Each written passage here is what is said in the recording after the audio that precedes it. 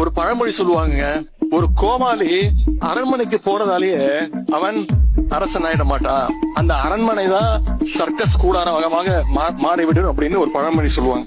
4 வால்ஸுக்குள்ள மட்டும் ரூல்ஸ் பேசி நடிக்கிறேன், நான் அதே ரூல்ஸ் ரோட்ல பேசினா. சரி, கவர்ச்சியல் ஜெயிக்காம நீங்க எதை வச்சு ஜெயிச்சீங்க சொல்லுங்க பாப்போம். கலைஞர் மாதிரி இந்திய எதிர்ப்பு போராட்டத்துல கைது பண்ணி போராட்டம் பண்ணி ஜெயிலுக்கு போயிட்டு வந்தீங்களா? சரி, எங்க தலைவர் மாதிரி மிசா கொடுமையில 1 வருஷம் உள்ள இருந்து வந்தீங்களா?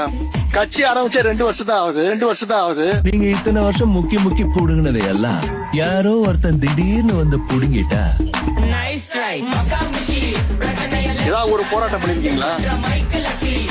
உங்க வேட்பாளர் பேர் உங்களுக்கு தெரியுமா? அது மட்டும் இன்னொன்னு சொல்றாரு, அவர் வாயில நல்லா வந்துருமா? வாயில என்ன வரும்? நல்லாவே வரும்.